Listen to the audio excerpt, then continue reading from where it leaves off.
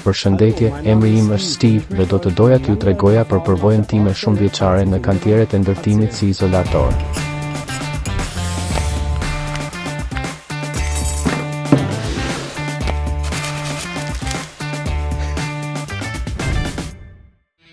Çështja e tregut vazhdon të shtrohet. Apo lëviz një hark, apo duhet të ndërtoj një hark. Sot do të doja t'ju tregoja avantazhin e ndërtimit të një harku, ose më saktë, cilat janë disa avantazhet e shtyrjes së harkut. Në parim, sigurisht që është e mundur të krijohen kthesa me trashësi të hollë izolimi dhe diametra të vegjël.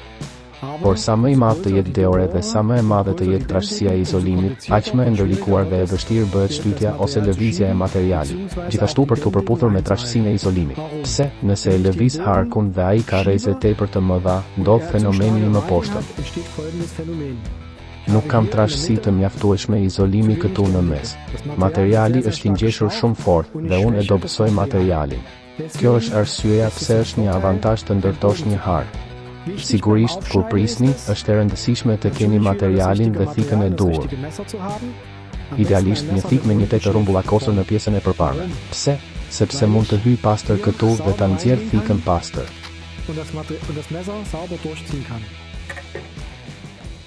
Kam avantazhin që nuk po ndërhyj në material këtu. Me metoda të tjera që shihen her pas here në vendet e ndërtimit, ndodh e mëposhtme. Po pres materialin këtu, gjë që dobëson trashësinë e izolimit. Kjo do të thotë që mund të formohet kondensimi. Pse duhet ta ndërtoj harkun? Qëllimisht nuk përdora ngjitës për t'ju treguar forcat që veprojnë mbi këtë tubë.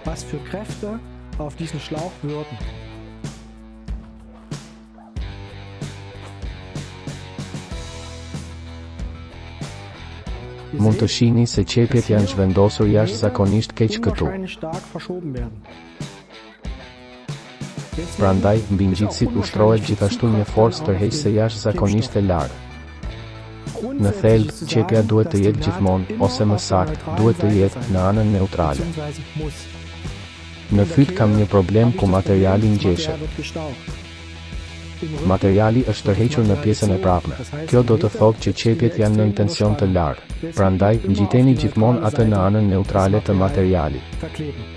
Kur përdorni këtë shabllon, varianti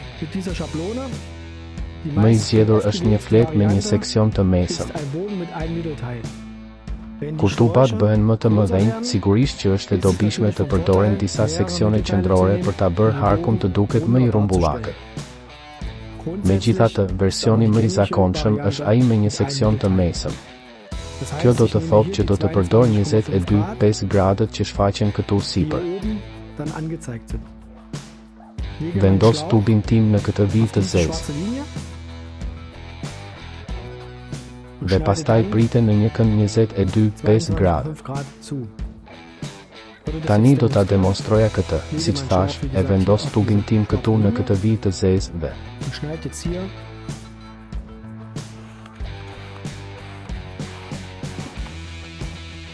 e pres 22-5 gradë. Tani ka një veçori të veçantë. Më duhet të shtoj një rreze të vogël këtu poshtë. Ekzistojnë lloje të ndryshme harqesh, të shkurtër, të gjallë. Prandaj, duhet të shtoj një rreze të vogël këtu.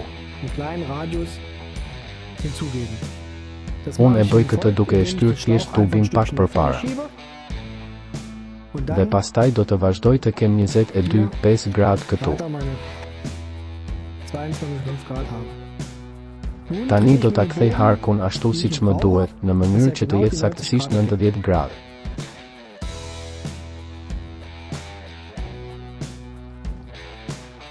Si hap tjetër, e vesh tubin me ngjitës.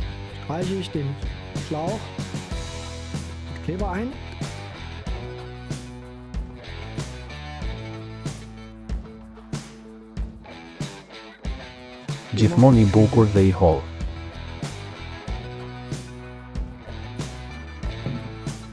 Gjithmonë mbaje mend harkun me gisht. Dhe pastaj aplikoj ngjitësin duke e montuar me kujdes harkun.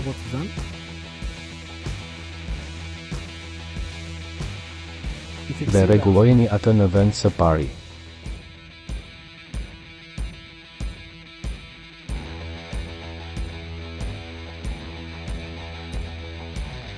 Dhe pastaj lidheni me presion të fortë. Tani po e pres harkun. Tani e pres harkun nga ana natyrale.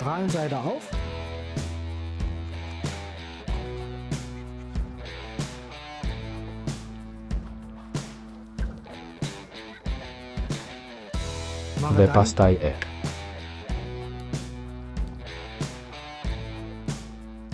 aplikojnë ngjitsin në shtresën e brendshme. I holl dhe i bukur nga të dyja anët. Dhe pastaj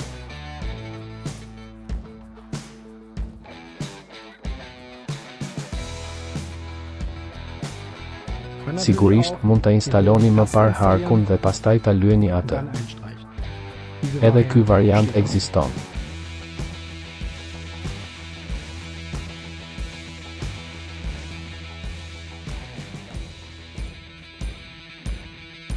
Këtu mund ta shihni harkun e përfunduar.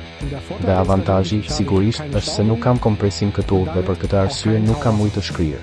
Sigurisht, ka edhe situata kur shabloni është humbur ose nuk është i disponueshëm menjëherë. Ekziston një version për në kantier ndërtimi që ju lejon të ndërtoni shpejt harkun pa asnjë mjet. Do të marr një copë çorape dhe do ta vendos këtu sipër.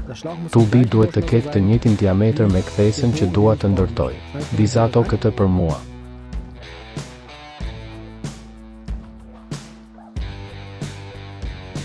Pastaj përgjysmoni diametrin.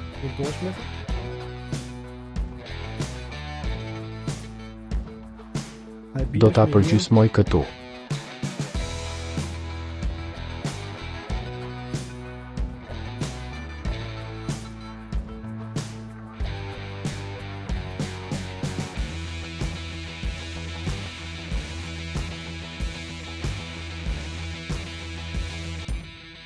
Këndi, siç mund ta shihni, e përgjysmova atë dhe pastaj e përgjysmova përsëri këndin për të marrë 22,5 gradët e mia.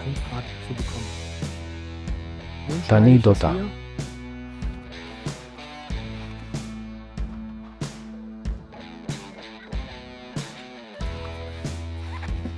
heq këtë.